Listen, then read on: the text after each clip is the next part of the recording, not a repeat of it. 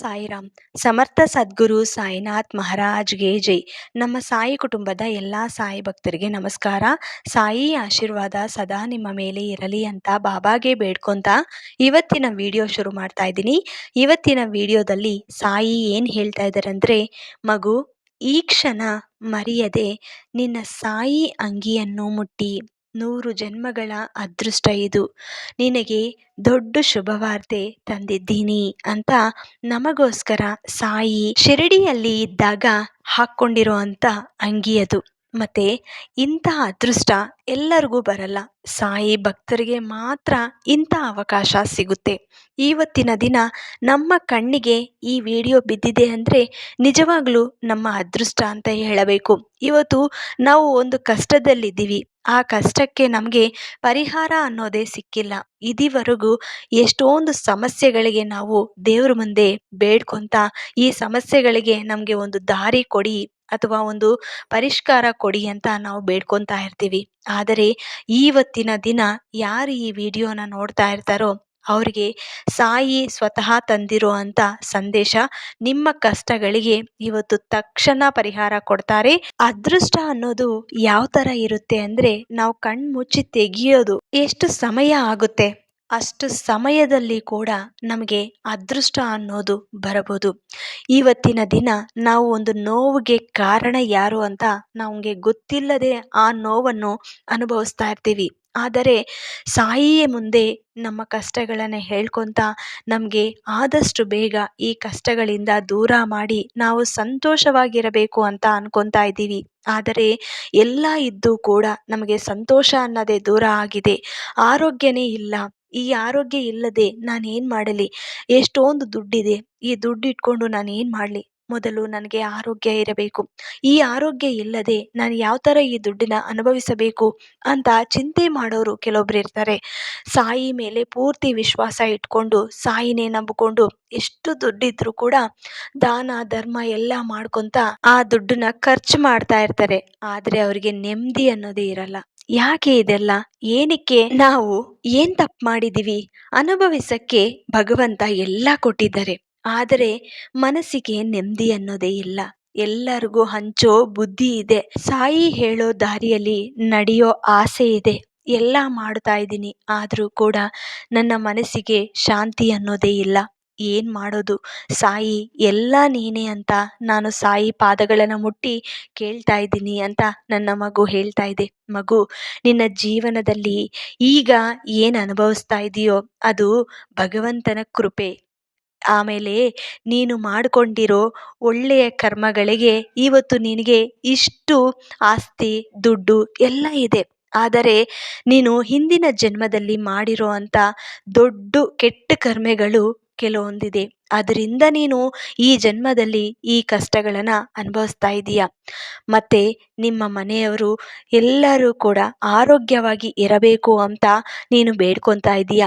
ಆರೋಗ್ಯವಾಗಿ ಇರಬೇಕು ಅಂದರೆ ನಿನ್ನ ಸಾಯಿ ಆರಾಧನೆ ಮಾಡುತ್ತಾ ನಿರಂತರವಾಗಿ ಸಾಯಿ ನಾಮಸ್ಮರಣೆ ಮಾಡುತ್ತಾ ಇರಿ. ನಿನ್ನ ಜೀವನಕ್ಕೆ ಒಳ್ಳೆಯ ಸಂತೋಷವ ಕಾಲ ಆರಂಭವಾಗುತ್ತದೆ. ಮಗು, ನನ್ನ ಮಕ್ಕಳು ಚೆನ್ನಾಗಿ ಓದಬೇಕು ಅಂತ ನೀನು ಬೇಡ್ಕೊತಾ ಇದೀಯ. ಚೆನ್ನಾಗಿ ಓದೋದೊಂದೇ ಅಲ್ಲ, ಪರೀಕ್ಷೆಯಲ್ಲಿ ಪಾಸಾಗಬೇಕು, ಅವರು ಒಳ್ಳೆಯ ಮಾರ್ಕ್ಸ್ ತೆಗಿಬೇಕು ಅನ್ನೋ ಆಸೆ ನಿನಗಿದೆ. ನಿಮಗೆ ಒಳ್ಳೆಯ ಹೆಸರು ತರ್ತಾರೆ. ನಿಮ್ಮ ಮಕ್ಕಳು ಅದೃಷ್ಟವಂತರು, ಚೆನ್ನಾಗಿ ಓದ್ತಾರೆ, ನಿಮ್ಮ ಮಾತು ಕೇಳ್ತಾರೆ. ಇವತ್ತು ಏನಾದರೂ ಹಠ ಮಾಡಿ ಕೇಳ್ತಾ ಇಲ್ಲ ಅಂದರೆ ನಿನ್ನ ಸಾಯಿ ಇದ್ದಾರೆ, ಜೊತೆಗೇ ಇದ್ದಾರೆ, ಎಲ್ಲ ನೋಡ್ತಾ ಇದ್ದಾರೆ. ತಪ್ಪದೆ ಅವರ ಜೀವನ ಬದಲಾವಣೆ ಆಗುತ್ತದೆ. ನನ್ನ ಮಾತು ಕೇಳಿ ಮಗು. ಇವತ್ತು ನಿನ್ನ ಮಕ್ಕಳ ಬಗ್ಗೆ ನೀನು ಯೋಚನೆ ಮಾಡ್ತಾ ಇದೀಯಾ? ಪರೀಕ್ಷೆಯಲ್ಲಿ ಚೆನ್ನಾಗಿ ಬರಿಬೇಕು ಅಂತ ಆಸೆ ಇದೆ. ಎಲ್ಲ ಕೂಡ ನೀನು ಎಂಥ ಯೋಚನೆ ಮಾಡ್ತಿದ್ದೀಯೋ ಅದೆಲ್ಲ ಕೂಡ ನೆರವೇರುತ್ತದೆ. ನೀನು ಚಿಂತೆ ಮಾಡಬೇಡಿ ಮಗು. ಈ ಕಾಲ ಯಾವ ರೀತಿ ಇದೆ ಅನ್ನೋದು ಮೊದಲು ತಿಳ್ಕೊಳ್ಳಿ. ನಿನ್ನ ಸುತ್ತೂ ಇರೋರು ನಿಮ್ಮನ್ನು ಹೊಗಳೋ ಥರ ಮಾತಾಡ್ತಾರೆ, ನಿಮ್ಮ ಬಗ್ಗೆ ಚೆನ್ನಾಗಿ ಹೇಳುತ್ತಾ ಇರ್ತಾರೆ. ಆದರೆ ಅವರ ಬುದ್ಧಿ ಸರಿ ಇರಲ್ಲ. ನಿಮ್ಮ ಮುಂದೆ ನಿಮ್ಮ ಮಾತು, ಇನ್ನೊಬ್ಬರ ಮುಂದೆ ಇನ್ನೊಂದು ಮಾತು ಹೇಳ್ತಾ ಇರ್ತಾರೆ. ನಿಮ್ಮ ಬಗ್ಗೆ ಕೆಟ್ಟದಾಗಿ ಹೇಳ್ತಾರೆ, ನಿಮ್ಮ ಮುಂದೆ ಇನ್ನೊಬ್ಬರ ಬಗ್ಗೆ ಕೆಟ್ಟದಾಗಿ ಹೇಳ್ತಾ ಇರ್ತಾರೆ. ಇವರ ಮಾತು ನೀನು ತಲೆ ಕೆಡಿಸ್ಕೊಂಡ್ರೆ ತಪ್ಪದೆ ನೀನೇ ಖಂಡಿತ ಆ ವಿಷಯದಲ್ಲಿ ಕೆಟ್ಟವರಾಗ್ತೀರಾ. ಮೊದಲು ಆ ವಿಷಯನ ನೀನು ಬಿಟ್ಟು ಬಿಡಬೇಕು. ಯಾರು ಏನೇ ಹೇಳಿದ್ರು ಅದನ್ನು ನೀನು ತಲೆಗೆ ಹಾಕ್ಕೋಬಾರದು. ಮೊದಲು ನಿನ್ನ ಟಾರ್ಗೆಟ್ ನಿಮ್ಮ ಮನೆ. ನಿಮ್ಮ ಮನೇನ ಸಂತೋಷವಾಗಿ ನೀನು ನೋಡ್ಕೊಳ್ಳೋ ಥರ ನೀನು ಮಾಡಬೇಕು. ಆಮೇಲೆ ನಿನಗೇನಾದರೂ ಬೇಡಿಕೆಗಳು ಇಚ್ಛೆಗಳಿದ್ರೆ ಕೇಳಿರೋ ಬೇಡಿಕೆಗಳು ಯಾವ ರೀತಿ ನೀನು ಗೆಲ್ಲಬೇಕು, ಅದು ನನಗೆ ಸಕ್ಸಸ್ ಅನ್ನೋ ದಾರಿ ಸಿಕ್ಕಿದ್ರೆ ಸಾಕು ಅಂತ ನೀನು ನೋಡ್ತಾ ಇದ್ದೀಯಾ. ನಿನ್ನ ಸಂಕಲ್ಪನೆ ಗಟ್ಟಿಯಾಗಿದ್ದರೆ ತಪ್ಪದೆ ಆ ಭಗವಂತ ದಾರಿ ತೋರಿಸ್ತಾರೆ. ಎಲ್ಲದಕ್ಕೂ ನೀನೇ ಕಾರಣ.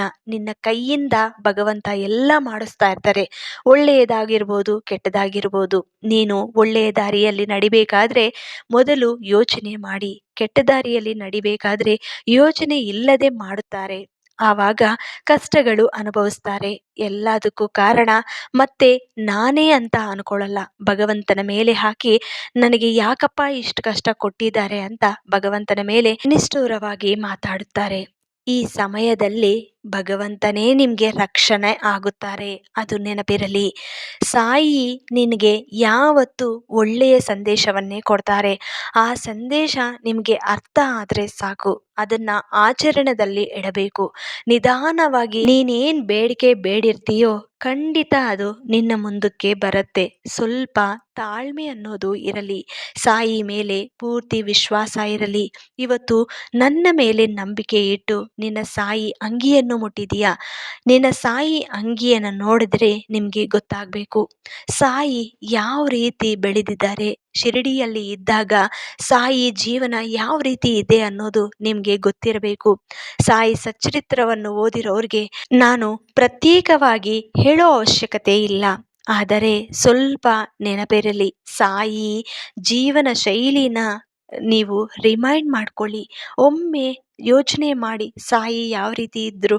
ಸಾಯಿ ಹಾಕ್ಕೊಂಡಿರೋ ಅಂಥ ಅಂಗಿನ ನೀವು ನೋಡಿದ್ರೆ ನಿಮ್ಮ ಜೀವನ ಶೈಲಿನ ಬದಲಾಯಿಸ್ಕೋಬೇಕು. ಮತ್ತು ಯಾವಾಗಲೂ ಧರ್ಮವಾಗಿರಬೇಕು, ಒಳ್ಳೆಯ ಮನಸ್ಸಿರಬೇಕು.